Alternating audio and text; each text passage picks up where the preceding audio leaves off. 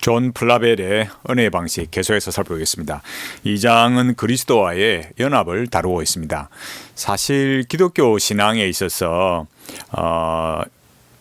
연합이라는 말은 좀 생소한 부분들이 많을 거예요. 왜냐하면 예수 그리스도를 믿었다, 그래서 천국 간다, 영생 얻었다, 이런 관점으로만 이렇게 이해를 하는 경우가 많기 때문에 그리스도와의 연합 이러면 왠지 좀 어색합니다. 그래서 이 신앙이라는 게 언약 신앙이라야 되거든요. 언약이라는 것이 예수 그리스도를 믿어서 하나님과 우리와 연합이 되었다. 언약을 통해서 이제 뗄래야 뗄 수 없는 영원한 언약 관계가 되었다. 그 언약적인 연합이 이루어졌다. 이것이 기독교 신앙이다. 이렇게 이해가 되어져야 됩니다. 뭐 억지로 그러는 것이 아니라 실제로 성경이 그렇게 말하고 있기 때문입니다. 거듭남은 성령님의 세례이고 그 세례의 작용의 결과로 말미암아 그 결과로 그리스도와 연합이 됩니다. 그래서 성령님의 충만, 성령님의 세례는 거듭남이고 성령님의 충만은 그 거듭난 존재가 그리스도의 연합을 누려가는 것입니다. 2장 계속해서 보면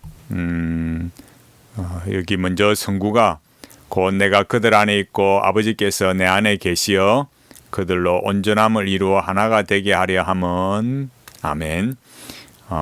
이 하나가 되었다. 누구처럼 진비주의 영성가들처럼 존재론적 하나가 아니라 언약적인 하나를 말하고 있습니다. 계속해서 말씀 이제 시작해 보겠습니다. 죄인들에게 그리스도를 적용하시는 성령님의 목적은 그리스도의 은택을 전달하시는 것입니다. 그러니까 그리스도의 은택을, 그러니까 구속과 그 주어지는 모든 은혜들을 우리 스스로 이렇게 가질 수 없는 것이고 성령님께서 그리스도의 그 은혜를, 그 은택을 우리에게 전달해 주셔야만 하는 것이죠. 근데 그 일이 어떻게 주어지느냐라고 할 때 그 일은 그리스도와의 연합을 통해서 이루어집니다. 성령님의 역사하심 중 가장 주도적인 행사가 바로 그것입니다. 이것이 본 강론의 주제입니다. 이렇게 말했으니까 그리스도의 그 은택을 우리에게 적용하기 위해서 성령님께서 우리를 그리스도와 연합시키셨다. 이것을 이 신앙의 앞에 다루어왔던 그 은혜의 방식, 우리의 존재의 거듭남에 대해서 말했다면 2장에 와서 그리스도와의 연합에 대해서 말하고 있습니다. 이게 예수 그리스도를 믿는 성도의 신앙의 이런 내용이 이렇게 어떻게 채워지느냐, 우리에게 일어난 그리스도의 구속이 실제로 우리에게 어떻게 은혜로 주어지고 있는가, 이걸 잘 알아야 되는 거죠. 그러니까 첫 번째 중요한 것은 언제나 존재적 관점, 그 다음에 우리의 그 존재가 이 실존주의자들처럼 나 홀로가 아니라 그리스도와 연합된 존재다. 그거를 우리가 알아가야 되는 겁니다. 그 다음에 읽어보겠습니다. 본문은 세 가지 형태의 연합을 말하고 있습니다. 성부와 그리스도와의 연합, 그리스도와 신자 간의 연합, 그리고 신자들 간의 연합이 그것입니다. 성부와 그리스도와의 연합은 아버지께서 내 안에라는 표현에 나타납니다. 이 연합은 다른 두 연합의 기초가 되는 영광스러운 연합입니다. 성부와 성자의 성품과 속성이 동일하다는 본질적인 차원에서 본다면 그것은 매우 당연한 일입니다. 그 앞에 제가 조금 이해가 좀 다르게 말씀드렸는지 모르겠는데 요한복음 17장 23절은 성부와 성자 하나님의 연합을 말하니까 그 본질적인 그러니까 삼위일체로서의 연합이 있는 거고, 우리와 하나님과의 연합이라는 것은 그런 존재적인 어떤 연합이 아니라 그런 언약적 연합이다. 이렇게 좀 이해하시면 좋겠습니다.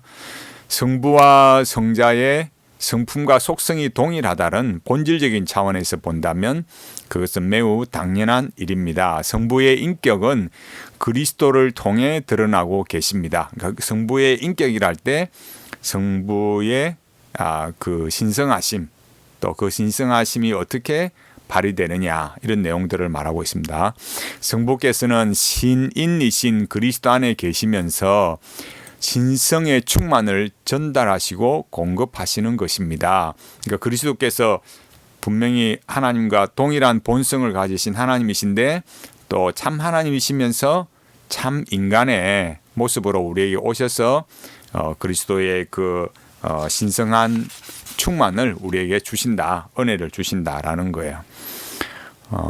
내가 저희 안에라는 표현은 그리스도와 성도들 간의 신비로운 연합을 말해주고 있습니다. 성부와 성자 간의 연합이 본질적인 연합인 것에 반해 그리스도와 성도 간의 연합은 신비로운 연합입니다. 신성의 직접적인 교통을 통해 성령님의 충만하심을 입고 계시는 성부와 성자 간의 연합과는 달리 그리스도와 성도의 연합은 성령님의 교통하심으로 말미암습니다. 이게 이제 좀 차이점이죠. 그러니까 책을 우리가 꼼꼼하게 읽어가는 이유가 이런 데서 나타나는 거예요. 그러니까 신성의 직접적인 교통으로 성부와 성자와 성령 이 삼위일체 하나님 간의 연합이 있는 거고, 그리스도와 우리와의 연합이라는 것은 성령님께서 교통해 주심으로 성자 하나님과 성도된 우리와의 연합이 있다. 이것을 말씀해 주고 있습니다. 저희로 온전함을 이루어 하나가 되게라는 표현은 성도들 간의 연합을 의미합니다.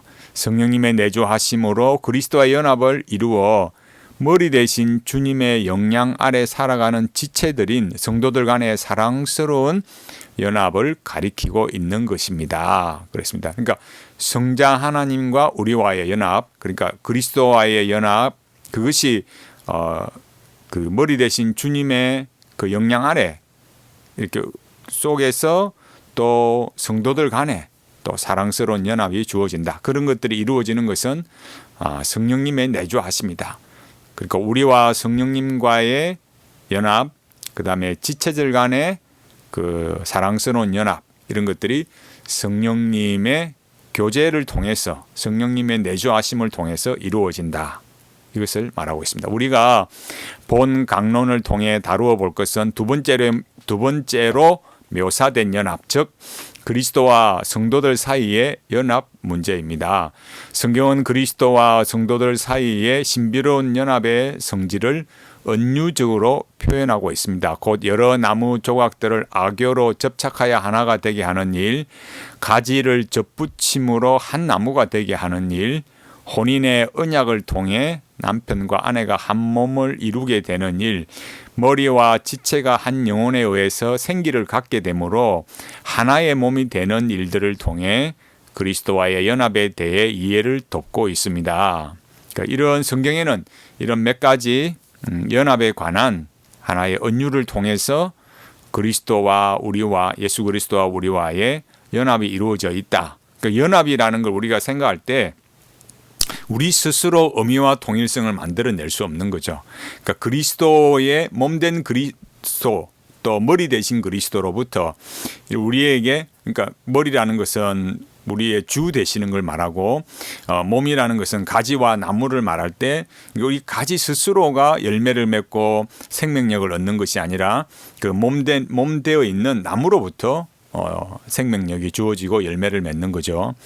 은유적으로 표현된 그러한 자연 속에서의 결합은 한 지체에 이전보다 더 충만한 생기를 불어넣는다는 공통점을 가지고 있습니다. 그러한 예를 통해 한 지체의 결함과 부족함을 다른 지체가 보완해 주는 원리를 우리에게 보여줍니다. 그랬어요. 그러니까 이런 원리들을 통해서 서로 연합되어 있기 때문에, 그리스도와 우리가 연합되어 있기 때문에 우리에게 그 생명력을 줌으로 해서 그리스도 안에서 풍성한 삶을 살아가도록 성령님께서 역사하시는 그런 내용을 말하고 있어요. 그러나 모든 면에서 그리스도와 성도 사이의 연합의 신비를 완전하게 설명해 주는 예는 없습니다. 그리스도와의 연합은 단순히 두 사물을 붙여 놓는 것과 같은 일이 아니기 때문입니다. 그러한 예들은 그리스도와 우리 사이의 신비적 연합을 묘사하는 희미한 그림자에 불과합니다. 그러니까 성경에서 그런 은유적으로 말할 수밖에 없는 이유, 우리가 완전히 그런 걸 이해할 수는 없지만 그런 은유들을 통해서 그리스도와 신비한 연합이 되어 있는 그런 모습을 보여주고 있습니다. 그리스도와의 연합은 생명을 나누는 연합입니다. 그건 어떤 물질적인 이런 나무 막대기 2개를 붙여놓은 거, 쇠 막대기를 2개 붙여놓은 이런 차원이 아니라는 거예요. 인격적이고 그 생명을 나누어 주는 거예요. 그러니까 인격적인 존재에 생명을 준다라는 것은 첫째는 존재의 거듭남.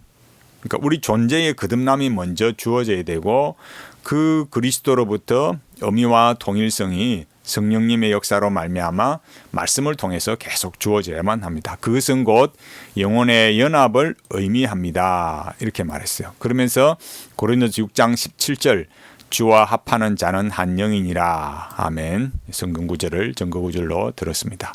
로마서 6장 5절에는 그리스도와 신자 사이의 연합을 가지의 접붙임으로 설명하고 있습니다. 가지를 접붙이는 것은 접가지와 원나무 둥치 사이에 생명을 결합시키는 일입니다. 원나무의 가지를 칼로 잘라내고 새로운 가지를 접붙임으로 원나무와 접붙여진 가지는 같은 수액과 진액을 공유하는 하나의 생명으로 결합되기 때문입니다. 하지만 이 예만으로는 그리스도와의 연합한 신자들이 성도들이 누리는 탁월한 은혜를 깊이 있게 설명할 수는 없습니다.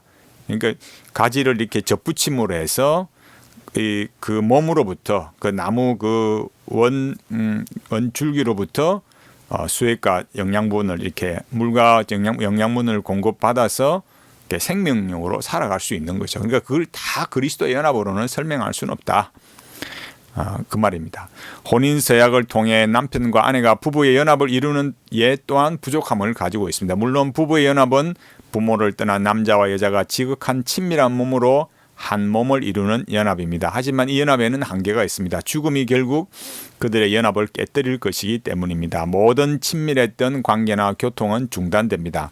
남은 자는 결국 다시 혼자가 되는 것입니다. 그러나 그리스도와 성도의 연합은 그렇지 않습니다. 그리스도와의 연합은 죽음마저도 깰 수 없는 영원한 연합이기 때문입니다. 이게 그리스도와의 이 영원한 연합, 이렇게 부부와 하나 되는 그런 모습을 통해서 연합을 말하지만 인간적인 연합은 언제 깨져도 깨질 수 있지만 그 죽음으로 인해서, 그러나 그리스도와의 연합은 그 죽음도 깰 수 없는 영원한 연합.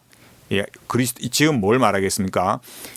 하나님과 그리스도와 우리와의 관계적 관점, 그것이 영원한 연합이 된다. 이터니티, 영원성이 우리에게 주어지는 거죠. 그 영원한 연합이라는 것은 우리 존재의 그 지지를 영원히 준다. 그로 인해서 우리가 마음의 안정을, 심령의 평안을 누리게 되는 거죠. 머리와 지체들의 연합의 예 역시 그리스도와 성도들의 연합을 완전하게 설명하기에는 부족합니다. 머리와 지체의 연합은 유기적인 육체의 결합입니다. 모든 지체의 활동은 머리의 통제를 받습니다만 육체의 지체 모두가 동일한 경로, 동일한 위치에 연결되어 있는 것은 아닙니다. 어떤 지체는 머리와 가깝지만 어떤 지체는 머리로부터 매우 멀리 떨어져 있습니다. 이것은 물론 물리적인 차원에서의 관점이긴 하지만 머리 대신 그리스도와 연합된 성도들 모두가 그리스도와 동등하게 밀접해 있는 사실과는 거리가 있어 보입니다. 역시 이렇게 지체로, 뭔가 지체로 설명해도, 머리와 지체 이렇게 설명해도 우리가 다 그 신비로운 연합의 풍성함을 다 알 수는 없다는 것입니다. 이런 내용들을 우리가 살펴볼 때 이제 중요한 것은 그런 그리스도와의 연합이 우리가 확실하게 이루어졌다. 이걸 우리가 분명하게 잘 짚고 가야 된다라는 거예요. 그러니까 앞서 말했듯이 첫 번째 중요한 것은 우리의 거듭남으로 주어지는 존재적인 관점, 구원론은 존재론이다. 이게 명확해야 돼요. 그리고 이제 그것이 나 한 사람의 어떤 존재의 변화로 끝나는 것이 아니라 그 존재의 변화가 하나님과의 관계적 관점에서 연합이 이루어져 있다. 그 내가 연합하려고 막 애써서 어떤 그 세상이 말하는 것처럼 명상을 하고 도약을 통해서 연합되는 것이 아니라 성령님께서 우리를 거듭나게 하실 뿐만 아니라 그리스도와의 연합을 이루신다. 그것은 성령님의 교제와 또 우리에게 역사 내주하심을 통해서 이루어진다라는 겁니다. 이게 너무 중요한 거예요. 그러니까 우리와 하나님과의 관계는, 이것을 말하는 이유는 하나님과 우리와의 관계는 영원한 관계다. 그 영원한 관계가 주어져 있기 때문에 우리 존재의 영원성이 주어지는 거죠. 그로 인해서 우리는 불안하지 않고 우리 삶의 어떤 고난 속에서도 이겨갈 수 있는 거예요. 이 이터니티, 구원으로 주어지는 영원성, 이 이터니티가 중요한 거예요. 우리가 막 애쓰고 노력해서 우리의 노력 여하에 따라 달려있는 것이 아니라 창세전에 성부께서 택하시고, 성부 하나님께서 택하시고, 그리스도에게서 십자가에 피 흘려 죽으시고 성령님께서 그 구속을 우리에게 적용하심으로 그리스도와 연합케 하셔서 그리스도의 은택을 누리게 하신다.